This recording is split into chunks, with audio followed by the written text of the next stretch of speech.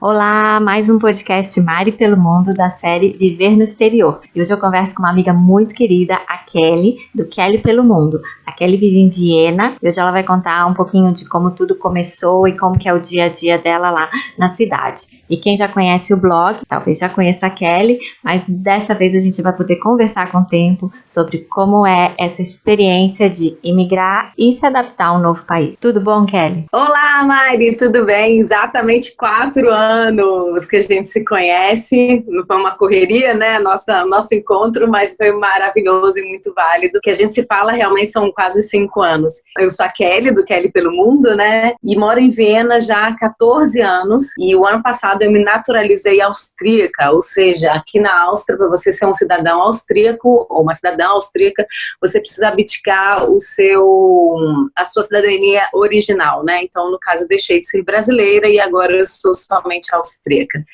E assim, eu vim parar aqui, Mari, a minha história é aquela típica história de amor.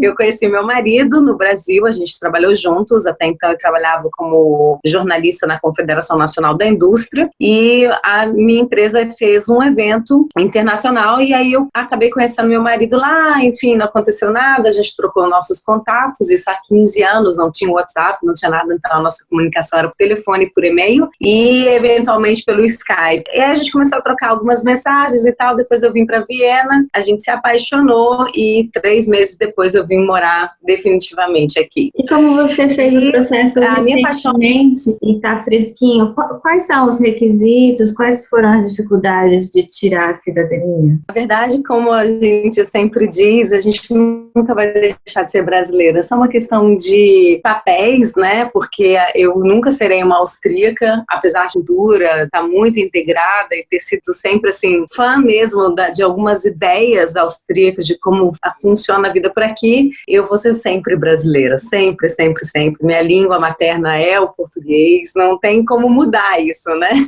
Olha, cada caso é um caso, e no meu caso era necessário estar casada há 10 anos, morando no país há 6 ou 7 anos, e eu levei assim umas 4 pastas de documentos, e como tanto eu quanto meu marido, a gente trabalha, então isso facilitou bastante, e como eu trabalho já há 10 anos aqui, 12 anos, eu não tive muita dificuldade. Geralmente os processos demoram de 6 meses a 2 anos, e o meu foi muito rápido, ele demorou só 5 meses, mas assim, eu tinha toda a documentação, eu tinha mais do que o pedido por eles, mas eles são minuciosos, e a cada ano eu percebo que está ficando mais difícil conseguir. Então, tem pessoas que moram na Europa e que não conseguem tirar com tanta rapidez a cidadania. Então, é de caso para caso, não tem como a gente dar uma receitinha de bolo, né? Você tem que ir lá se informar quais são os documentos.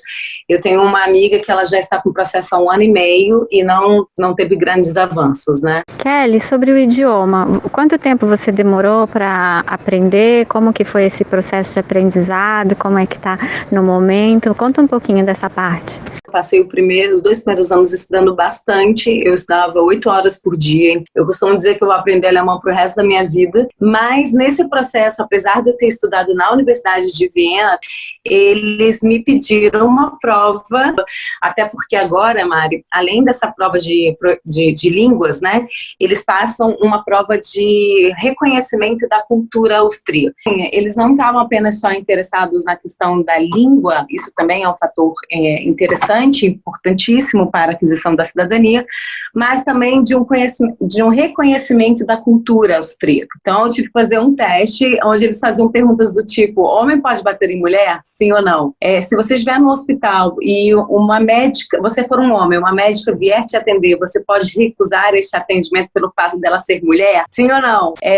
Ou coisas que pra gente não são tão absurdas, mas para os muçulmanos, eles podem recusar e falar: não vou ser atendida por uma médica, não quero que uma médica me toque, ou uma mulher vir e falar: não quero que um ginecologista homem me atenda. Então, assim, para você, isso não pode, né? Você não pode ficar escolhendo qual é o profissional que vai te atender. E aí tem uma outra sobre o homossexualismo, você pode agredir um homossexual, então é proibido, né? Então, essas questões eles também levaram em consideração para que a consciência do respeito às opções do outro estejam bem claras por aqui. Então, eles fizeram isso como uma forma também de conscientização. E uma pergunta clássica, né? O que você sente falta do Brasil e o que você gosta mais daí, que é uma coisa que você gostaria que tivesse aqui no Brasil e não tem? Olha, várias coisas. No começo, eu sentia muita falta da família e da comida. Hoje,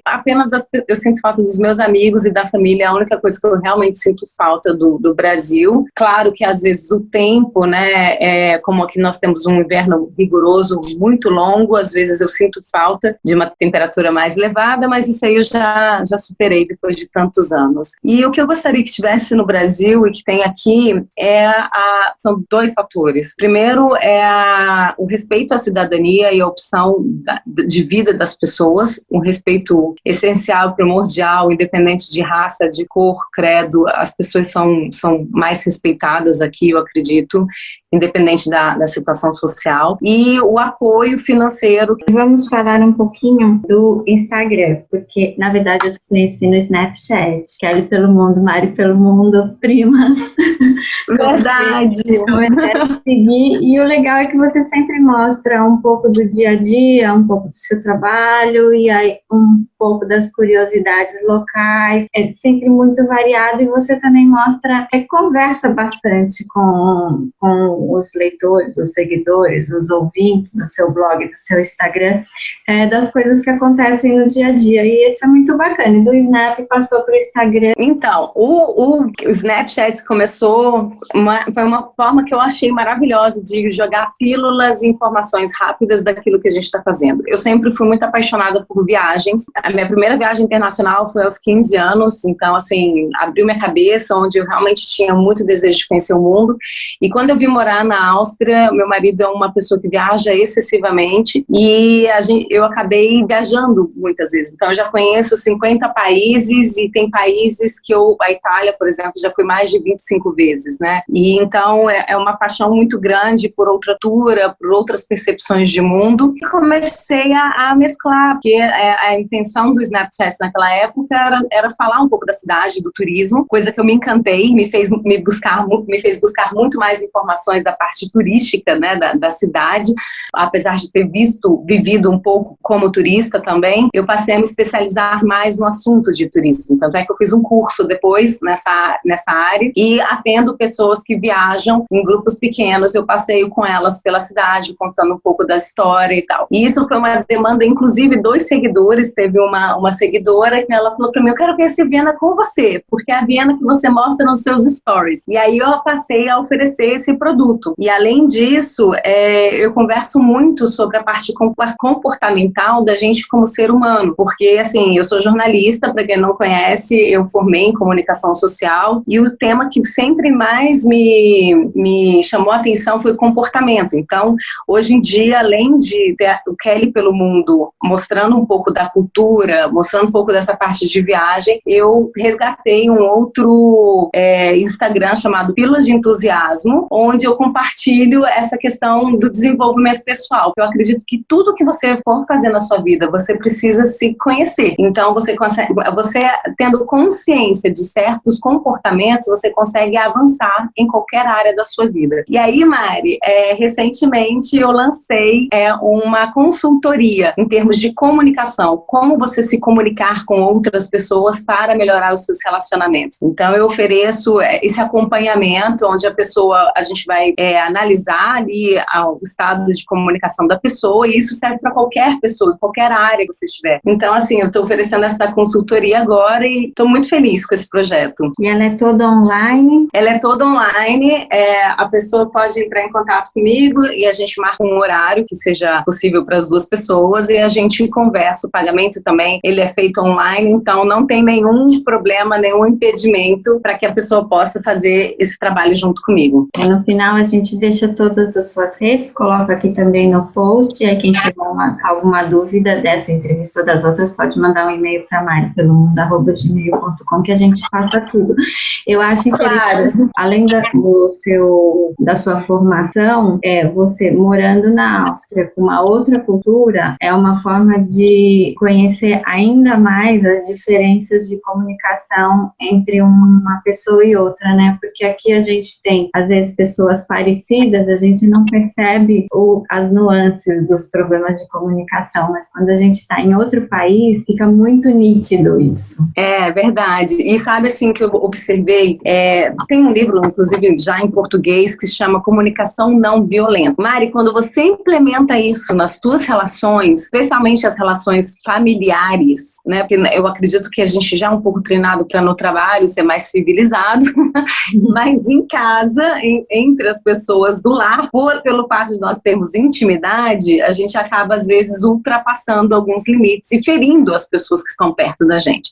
E com essa técnica de comunicação não violenta, os relacionamentos, eles dão uns saltos emocionalmente de uma forma incrível, porque a maneira como você se coloca para falar aquilo que não deu certo é extremamente interessante, porque o outro consegue compreender não só a partir da perspectiva dele, mas ele muda o olhar em relação a você. Ele consegue, a maneira como você se coloca para uma pessoa faz com que essa pessoa que está recebendo a sua informação mude de perspectiva e passe a enxergar como você está enxergando a mesma coisa, entendeu? E o europeu, ele é muito direto, às vezes muito seco, na maioria, né? Tipo, em geral, cada um é de um jeito, mas assim, agora que você já está aí, já pensa, o que significa isso para eles, de falar direto para a pessoa, não vai, não põe aí, que a gente considera às vezes como uma bronca, né? Ai, tô levando tanta bronca. Não, você sabe que quando você... porque o que acontece? Eu costumo dizer que o alemão é bem rígido e o austríaco é um pouco mais soft, assim, né? O que eu gosto demais nessa cultura germânica é a claridade das coisas. Então, o que acontece muito no Brasil é você falar, eu vou lá, e você acaba não indo. É muito mais honesto com o tempo do outro e com a expectativa do outro, ser sincero e falar, olha, não irei na sua festa. A pessoa nem pergunta por quê. Ela nem pergunta, porque o fato de você não ir, tudo bem, você deve ter as suas justificativas. O brasileiro com medo, porque o que leva o brasileiro a não ser direto é o medo. Então ele acaba não sendo direto e falando que não vai, ou então ele inventa uma desculpa. Eu tinha um chefe brasileiro em que eu sou assistente, era assistente dele, e ele falava assim pra mim, liga pra fulano e fala que eu não posso ir porque eu tenho uma reunião, nananã. E era uma mentira. Aí eu falei pra ele, eu não vou mentir, eu vou falar que você não pode ir, ponto, acabou, não precisa explicar o porquê, inventar alguma história, matar a mãe, nem a sobrinha, entendeu? Então as pessoas, elas respeitam o limite do outro, né? E é muito interessante e curioso viver dessa forma. É muito mais leve, é muito mais tranquilo, porque você não precisa mentir. E a gente percebe que na cultura brasileira, infelizmente, a mentira é muito presente no dia a dia. E além disso, quais são os outros hábitos muito diferentes, mas que você se adaptou assim na alimentação, no dia a dia? Tem vários. Olha só, tem um que eu amo, a gente não entra de sapato na casa das pessoas, então a gente deixa o sapato do lado de fora ou no hall de entrada e fica em casa com meia ou mesmo descalço. Esse é um hábito que você encontra em quase todos os lugares, a não ser que o dono da casa esteja de sapato, aí você fica de sapato. Se o dono da casa estiver sem sapato, você fica sem sapato. Esse é o código. Outra coisa que eu acho maravilhosa, você vai fazer um jantar, você marca um horário, a pontualidade é fabulosa. Você marca um horário, as pessoas não chegam antes, porque se elas chegarem 5 minutos antes, é uma falta de consideração e de respeito, e chegarem também depois é uma falta de consideração, porque a pessoa está ali já cozinhando, preparando as coisas, ela tem a expectativa de que você chegue na hora para que a comida seja servida no tempo correto, sabe? Então isso é muito legal. Outro fator que agora na Áustria foi implementado tem poucos meses, você acredita? O país é um país de fumantes, e até bem pouco tempo atrás se podia fumar nos lugares. Isso é inconcebível na nossa mentalidade brasileira, mas aqui era possível. E finalmente essa lei entrou em vigor há poucos meses. Eu estou muito feliz por isso. E você já está aí há tantos anos e seu marido austríaco conhece o Brasil, com certeza, mas a ideia de vir morar, os dois aqui no Brasil, nunca ocorreu? Olha só, meu marido conhece o Brasil antes mesmo de me conhecer. Acho que ele já tinha ido umas 3 vezes ao Brasil. Ele realmente gosta do Brasil para tirar férias, mas morar não faz parte dos planos dele. E no meio tempo também não fazem mais parte dos meus planos. Eu, assim, decidi, e toda vez que eu tenho ido ao Brasil, eu percebo que a minha vida está cada vez mais aqui. E se depois, num outro momento da vida, tiver uma oportunidade de morar num outro lugar, eu acho que eu escolheria a Ásia para morar. Olha que interessante, né? Eu passaria uma temporada por lá, mas eu amo demais a Viena. Não é fácil morar aqui. É um país com uma cultura muito fechada, em que as pessoas não são tão recíprocas, mas quando elas se abrem para você, aí você faz parte da família. Então é um processo. Não, os brasileiros, eles, inclusive a Viena é conhecida como uma das cidades mais unfriendly do mundo. Então eles são realmente nada agradáveis. Demorou quantos anos esse processo para você ser? Olha, esse processo para falar, uau, realmente eu amo isso aqui, 10 anos. 10 anos. E isso que você é casada com um austríaco. O casal de brasileiros, eles um dia são integrados? Então, depende bastante. A maior parte dos brasileiros que chegam aqui já, um casal, muitos deles já vêm como expatriados com data para voltar. Outros acabam ficando mais tempo, mas eles nunca se sentem realmente parte da cultura. A partir do momento em que eles têm filhos, aí sim eles se sentem um pouco mais parte da cultura, e as crianças se sentem, isso é um fenômeno bem interessante, apesar de elas se sentirem bem austríacas, elas também não são consideradas austríacas, porque assim, aqui se você, por exemplo, se eu tivesse um filho, meu filho jamais seria austríaco, ele seria metade brasileiro, metade austríaco. Então assim, se eu tivesse netos, se o meu filho tivesse filhos com outros austríacos, aí sim meus netos seriam austríacos. Ou talvez não, ainda teria uma menção de que a avó é brasileira. Então essa questão da proteção da identidade deles é um negócio assim muito, muito forte. E me conta um pouquinho da sua rotina, seu dia a dia em Viena. Pois é, eu sou uma pessoa muito, muito, muito agitada, então assim, geralmente eu acordo 5h30, 6 horas da manhã, daí vou fazer minhas leituras e tal, depois eu vou pro trabalho, porque eu tenho um trabalho de 24 horas, eu trabalho numa multinacional na parte de finanças e assistência, de secretariado, né? E depois eu vou para academia e depois eu vou encontrar com os amigos e geralmente à noite eu vou jantar em alguns restaurantes, enfim. Final de semana, geralmente, ou estou viajando para outros países ou dentro da Áustria, e raramente eu passo finais de semana em casa. Então, assim, ficar em casa para mim, eu adoro ficar em casa, mas nos últimos meses não tinha sido muito possível. E assim, eu adoro minha rotina, o escritório onde eu trabalho é no coração de Viena, então assim, na hora do almoço eu saio, tenho o privilégio de passear pela cidade, algumas vezes na hora do almoço passo rapidinho no museu, né, vou alimentar meu conhecimento, porque eu tenho essa necessidade, e imaginar que há 15 anos eu não sabia nem direito o que era um museu. Mas aí, Mari, quando eu comecei a estudar um pouquinho de história da arte, olhar para as obras de arte passou a ter um significado muito maior, porque eu passei a entender o que estava ali atrás daquela pintura, porque quando você não tem um conhecimento prévio, você olha e fala, bonito, legal, mas quando você entende tudo que está por trás de uma obra e todo o contexto histórico em que ela foi produzida, ganha uma dimensão de conhecimento muito grande. Então eu tenho o hábito de ir ao museu com frequência e estar sempre passeando pela cidade para ver o movimento das coisas que acontecem por aqui. Mas isso é uma decisão muito pessoal minha. Você faz tudo a pé, transporte público, carro? Eu ando de transporte público de segunda a sábado, e aos domingos eu vou para academia de carro, por exemplo. Porque Viena é uma cidade que de carro não é muito legal, assim, o estacionamento é muito ruim, enfim, e o transporte público, ele é extremamente maravilhoso. Viena é a melhor cidade do mundo para se morar nos últimos 12 anos, né? Dentro do ranking das melhores cidades do mundo para se viver, mas esqueceram de colocar o bom humor das pessoas, tá?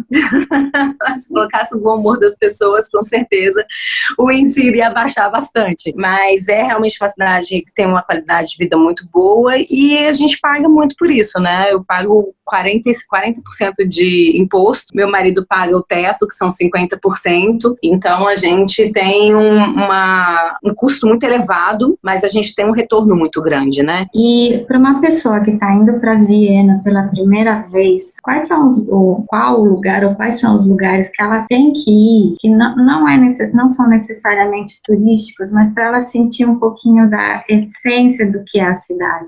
Viena, assim, quando você estiver passeando pelo primeiro distrito, onde tem alguns dos hotspots da cidade, né? Dá para sentir já ali a cidade pulsando, mas um lugar, dependendo da época do ano que você for, tudo depende muito da época do ano que você estiver, né? Mas tem um lugar chamado Stadtpark, que é o parque da cidade, que é uma delícia você sentar ao ar livre, se você estiver num dos períodos de temperaturas melhores, e com certeza ir para um Horiga. O que é o Horiga? Horiga é um restaurante típico que a gente tem aqui, onde os produtores de vinhos, eles servem o próprio vinho e oferecem comida típica também. Então, e às vezes tem até música típica, as garçonetes e os garçons usam trajes típicos, então eu acho que realmente tem que fazer parte desse roteiro, que convencionalmente as pessoas não mostram, mas faz parte da cultura austríaca e eu acho que vale a pena. Eu via, antes de ir em todos os guias,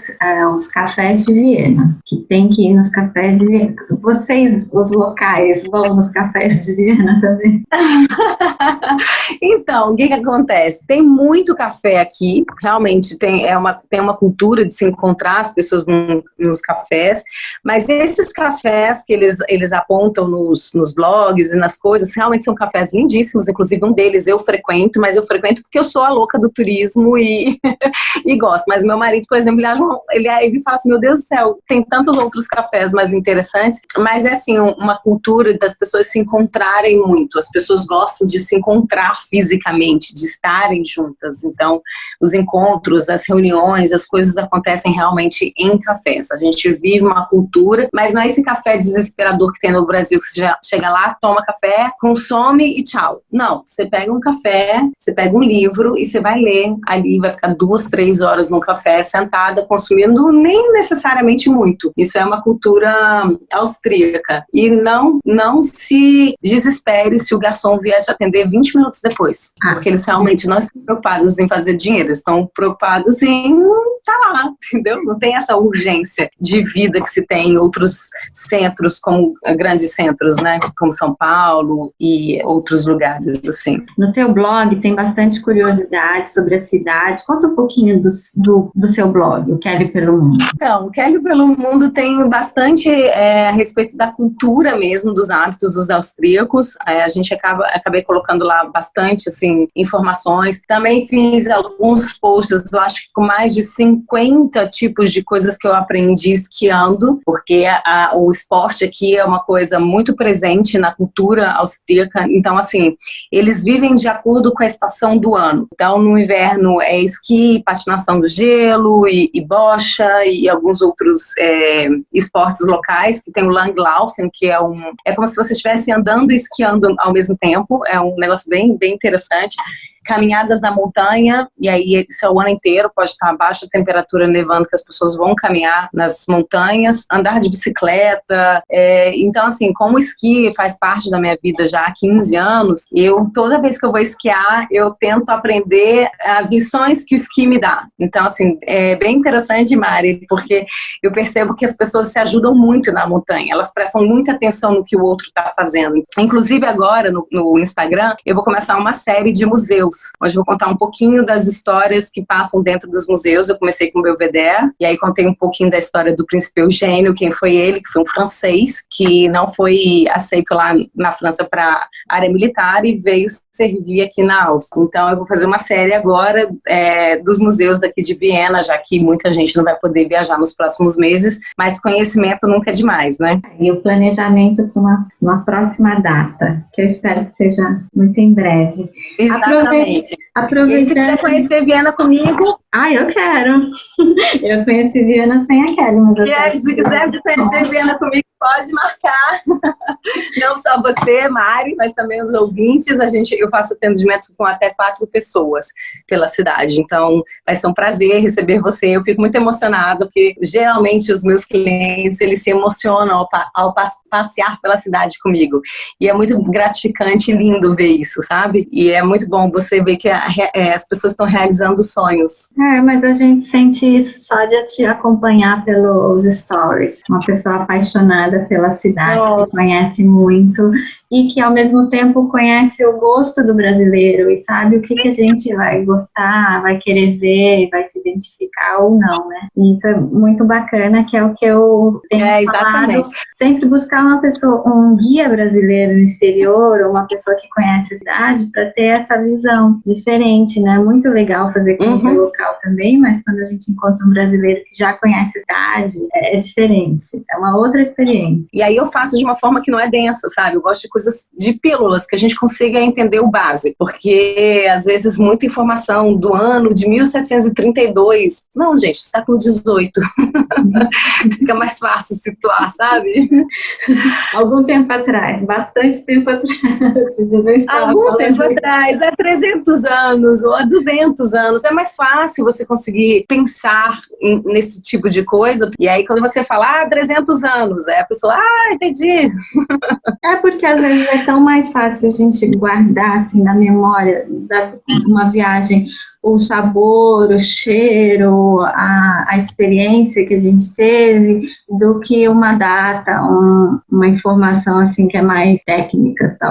E compras em Viena, o que vale a pena? Olha, se quiser, depende de qual roteiro você está fazendo pela Europa, né? Mas Viena não é uma cidade assim muito de compras, né? Em termos de preços e tal, ou novidades, assim. Quem quiser tem um outlet perto, mas aí teria que destinar um dia inteiro só para isso. É possível ir com o transporte público, tem um transporte que leva e busca, e aí tem um outlet lá com preços bem melhores do que na cidade.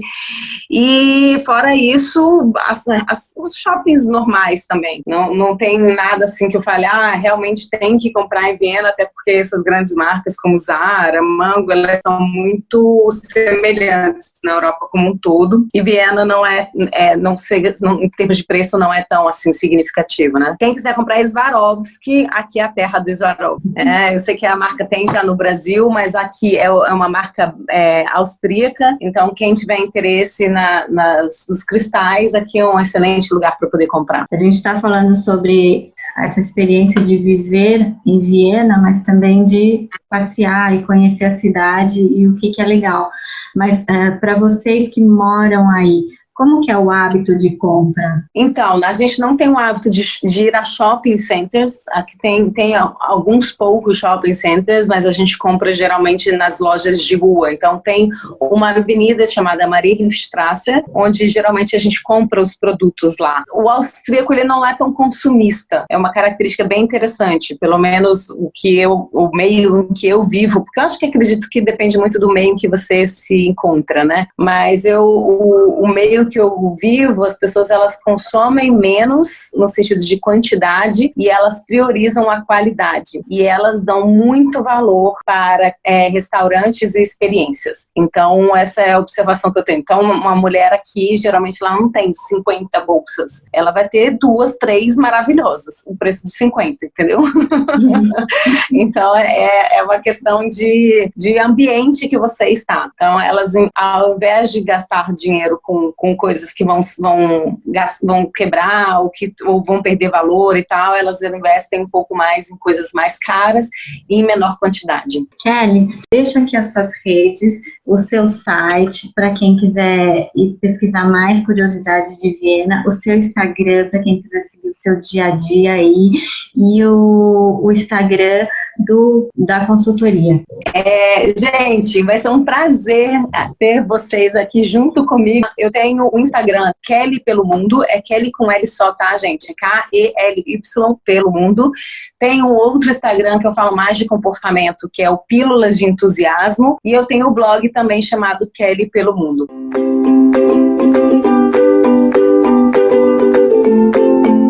E eu espero que vocês tenham gostado de mais esse episódio.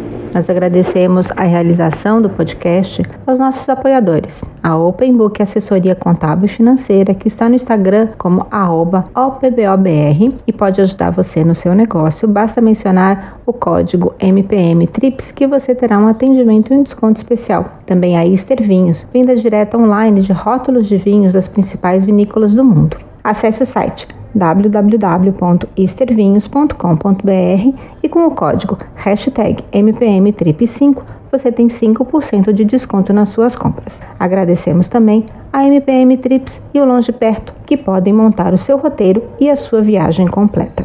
E para conferir todas as nossas dicas de viagem, assine o feed no seu agregador preferido ou no Spotify e nos siga nas redes sociais.